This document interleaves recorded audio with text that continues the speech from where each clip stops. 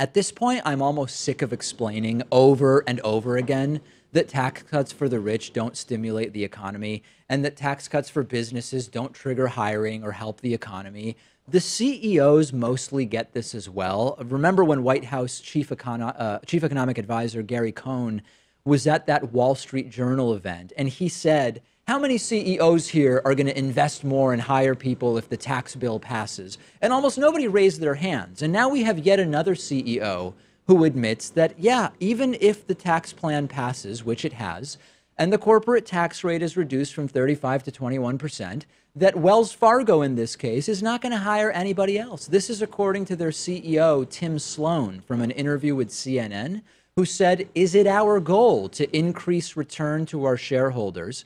And do we have an excess amount of capital?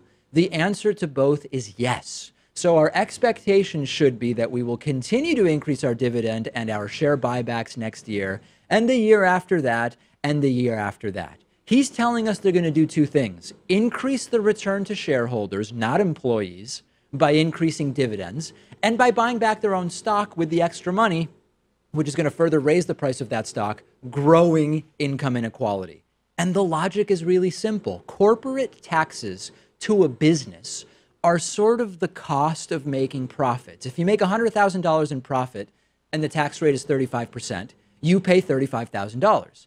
If the tax rate is 21%, you pay $21,000. Investment in your own business is tax deductible, meaning you already don't pay taxes on it. So if you have a high tax rate, you avoid 35% in taxes by investing in the business, since it reduces your profit and it's actually good for the economy. You might hire people if there was excess demand. You might buy more equipment if there was excess demand, which supports other businesses.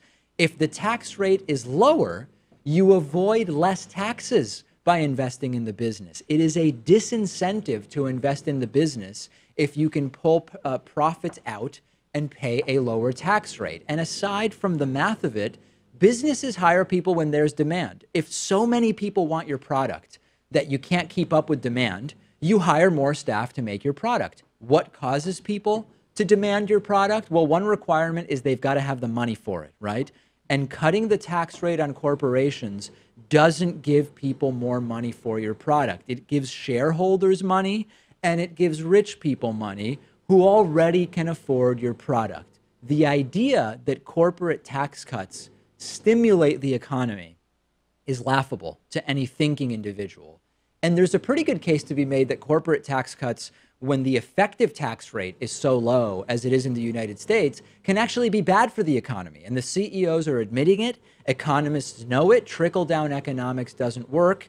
But good luck explaining it to Trump. He doesn't know what trickle-down is to begin with. And bad CEO, honestly. I mean, he has a fiduciary responsibility to deliver a profit to his shareholders, right? Yes. So maybe he should have just lied, apparently. Well, no, he's admitting that he's going to deliver that to his shareholders. He's actually saying, no, what this is going to be used for is just growing the profit delivered to shareholders. We're not going to do what it is that Trump and Republicans are claiming we're going to do.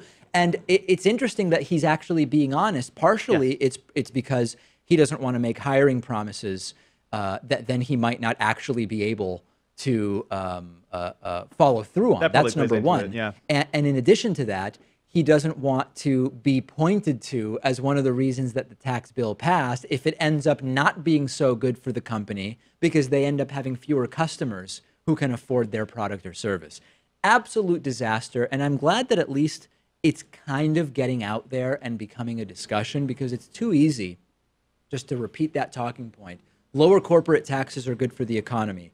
Explain to me how. And that's actually something I plan to talk with Dilbert creator Scott Adams about in the interview, which will start part one right after this break. Today's program is made possible in part by Gamefly, which is sort of like Netflix for video games. They've got over 8,000 new and classic games for Xbox One, Xbox 360, PS4, PS3, Wii, and a bunch of other platforms. And you can also stream games. You don't even need a gaming console or a computer, because you can stream games through your Amazon Fire Stick or Roku box and then use your mobile phone as the controller.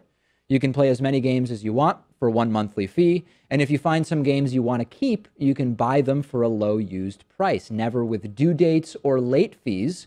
And our audience can get a 30-day free trial at gameflyoffer.com/TDPS. The games are shipped directly to you with return envelopes included, no contracts, and you can also stream the games. I think I mentioned that. You can also rent games through the mobile app. Get a free 30-day trial for David Pakman Show viewers and listeners, and support our show at gameflyoffer.com/TDPS.